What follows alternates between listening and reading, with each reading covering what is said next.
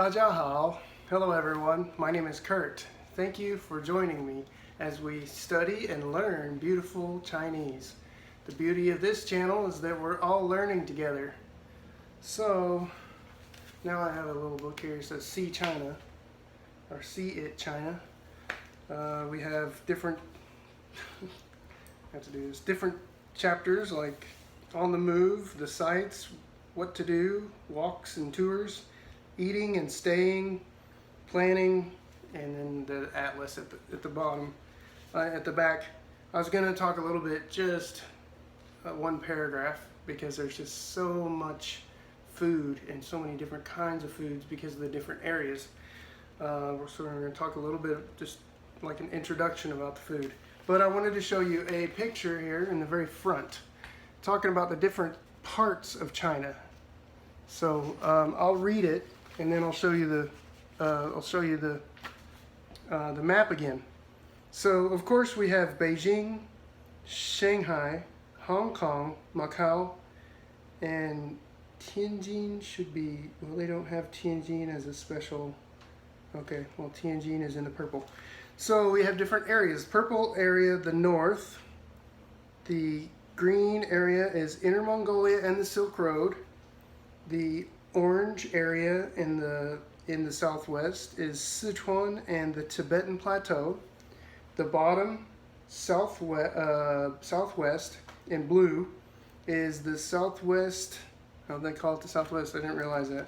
Okay, and then to the east of it, South China and the Yangtze River. And then up at the top in the northeast, of course, that's the northeastern part in yellow. So here's the picture of that map. Okay. Different this Mongolia, this Inner Mongolia takes, I think it starts all the way up here, goes pretty much all the way around. I mean, it covers pretty much all of North China. Okay, so See It. The book is called See It. Just gonna read a page 318. Eating out in China. China is a vast country with a culinary tradition going back thousands of years. Climate, history, geography, and culture have all influenced the way in which food is prepared and cooked, creating a richness and diversity of cooking styles. Food really matters to the Chinese.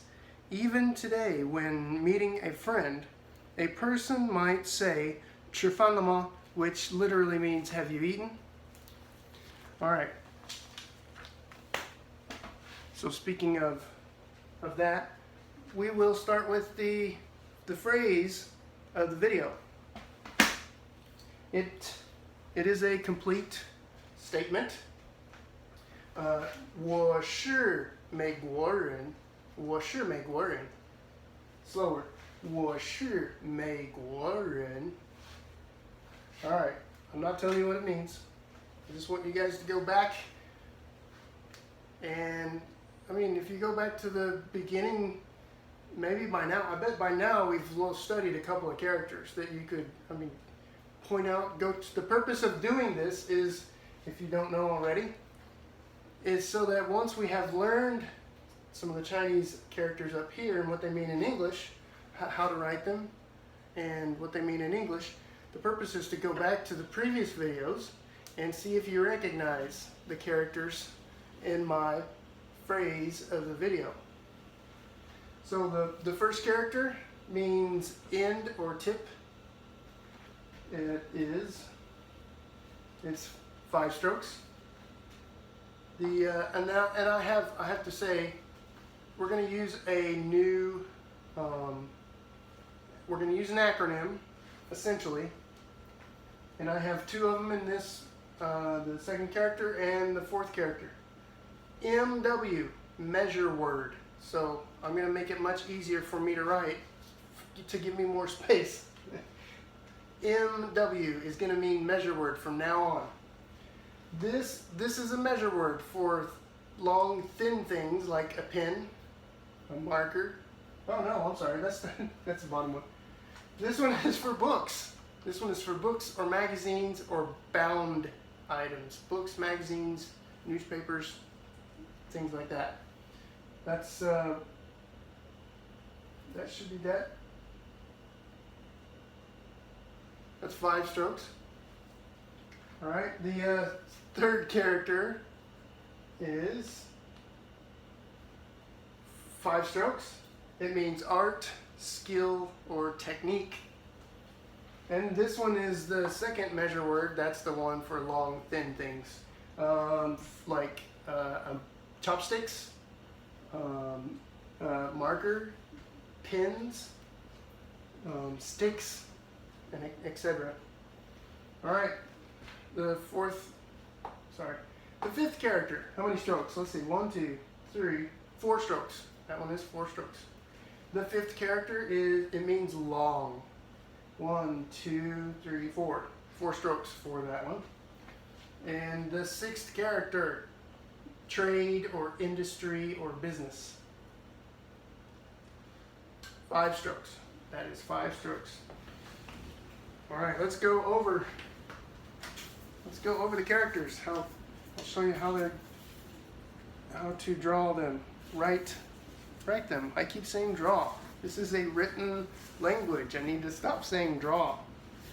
Okay, now the previous video, if you noticed, the last character looks similar to this. I'm not going to confuse you. I don't want to tell you the difference. I want you to go back and look at the difference for yourself. The first stroke. Okay, the second one is, so the first stroke is horizontal. The second stroke is horizontal. Underneath. 3, 4, 5. Now, if you noticed, the top line, the top horizontal line is longer than the bottom horizontal line. All right, this means tip or end. 5 strokes. The next one is a measure word for books or magazines or newspapers, anything that's bound. I don't mean people that are bound to chains. I don't mean that. I don't mean, I just mean like books, things that are like a binder, a notebook. Those would be a spiral notebook. That would be this is the measure word for things like that. All right, the first stroke is horizontal. Second stroke, vertical. The third stroke is the one on the left. Fourth, fifth. This one is 5 strokes. It's the measure word for books and things like that. Books, notebooks, magazines. All right, the third one is art or skill or technique. The first stroke is the horizontal line. Second stroke, third stroke, fourth stroke. What does this look like? This is a tree. So add the dot on top, on the top right side of the horizontal line. That's art, technique, or skill. All right. Character number 4. This is the measure word for long, thin things like a pen, a marker, chopsticks, sticks. All right. Stroke 1. Stroke 2. Stroke 3. Stroke 4. All right. That's the measure word for long, thin objects. All right, number 5.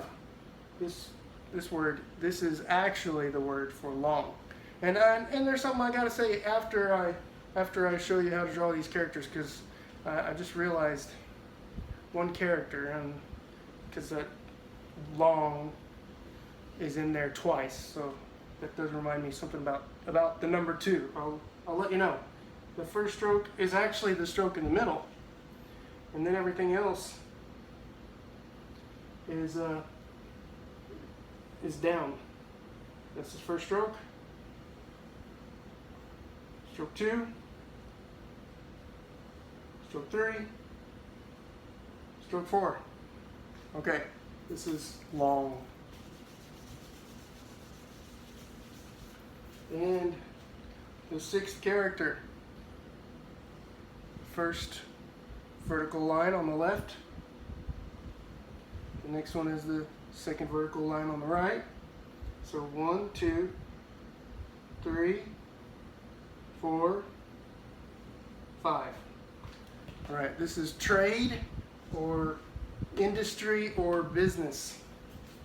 I mean, I already knew it had something to do with. And I think, like, in some contexts, it's like major. Like, what major are you studying in college? So,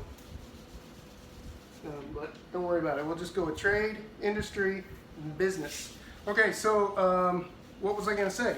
It does, when I said 2, it reminded me that just because you have one character for a word, it doesn't mean they always equal. Like, one character equals a word. Sometimes a character doesn't equal anything at all. It's because you have to put it in context with other characters that it equals something.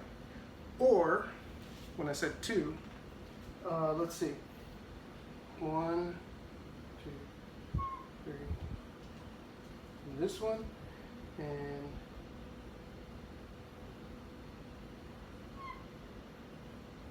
this. That's 2 characters, but this is husband. 2 characters equals husband, but it kind of depends on the combination as well. If I were to take the first character away, add another character after this character, it actually means husband and wife. And we'll have to learn that character another time. So a single character doesn't necessarily always just equal one word in English. So that's when we go into context and the sentences and stuff, that's when we'll start learning about things like that more and more. And of course, down in our phrase of the video, there's a good chance that I have had examples. I've already written examples of 1 word or 2 words meaning the same thing. Okay? So just so you know, one character doesn't necessarily just mean 1 word. It might not mean a word at all. Okay, guys. Hope you guys enjoyed it.